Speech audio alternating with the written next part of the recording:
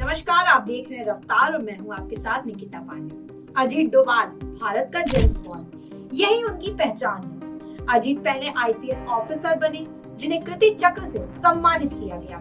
Border पर भारत की aggressive approach के पीछे वही है। उन्हें प्रधानमंत्री नरेंद्र मोदी के बाद देश का सबसे शक्तिशाली व्यक्ति कहा जाता है।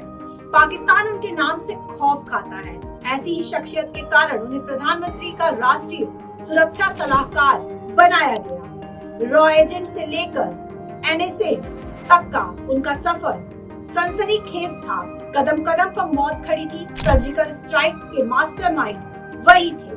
देश के इस लाल ने 7 साल तक पाकिस्तान में मुसलमान बनकर बिताए, लेकिन किसी को इसकी भनक भी नहीं लगती। उत्तराखंड के साधारण गढ़वाली परिवार में जन्मे अजीत की बहादुरी असाधारण रही है।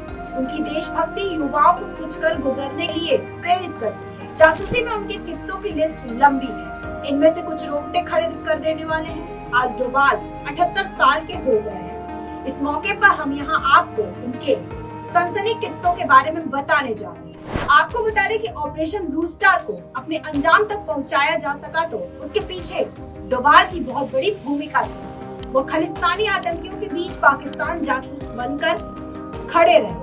स्वर्ण मंदिर में रह रहे खालिस्तानियों से उन्होंने अहम जानकारी जुटा ली थी। इस दौरान कई महीनों तक वह रिक्शा वाला बनकर रहे। उन्होंने सेना के अधिकारियों को बताया था कि दुश्मन अंदर किसी हद तक तैयार बैठा हुआ है। स्वर्ण मंदिर में भारतीय सेना की कार्रवाई को दुनिया ब्लू स्टार नाम से जानती है। इस ऑपरेशन के जरिए सेना ने आतंकियों से स्वर्ण मंदिर को आजाद कराया था। जब ऑपरेशन ब्लू स्टार के लिए एक कमरे में सेना की प्लानिंग चल रही तब डोभाल अचानक इसमें घुसे थे। उन्होंने तत्कालीन सैन्य अधिकारियों को इतनी जानकारी दी थी कि वे सन्न रह गए। अधिकारियों को भी समझ आ गया था कि यह ऑपरेशन इतना आसान नहीं होगा। अजीत डोभाल हुलिया बदलने के भी माहिर रहे। वह 7 साल तक पाकिस्तान में मुसलमान बनकर रहे। हालांकि इस बात की भनक भी उन्होंने किसी को नहीं लगने दी। इस दौरान वह भारत के लिए जासूसी कर रहे थे।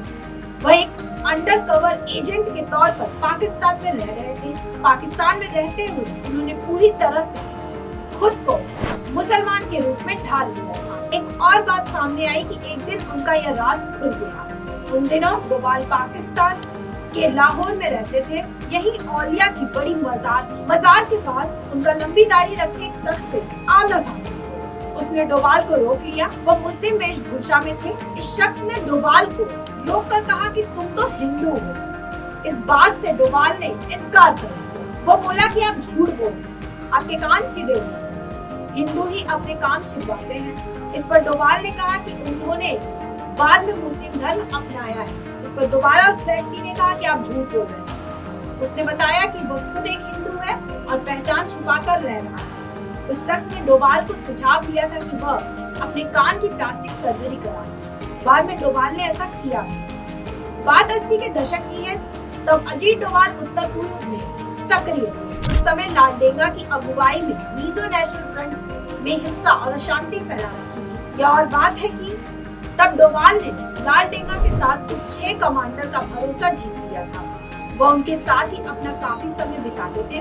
बाद में इसका नतीजा यह हुआ कि लालडेंगा को मजबूरी में भारत सरकार के साथ शांति विराम का विकल्प अपनाना पड़ा। अजीत डोभाल के इन किस्सों पर आपका क्या कुछ कहना है, हमें कमेंट बॉक्स में जरूर बताएं और साथ ही हमारे चैनल रफ्तार को फॉलो करना ना भूलें। ऐसे और भी वीडियोस को देखने के लिए अभी फॉलो करें हमारे चैनल रफ्तार को।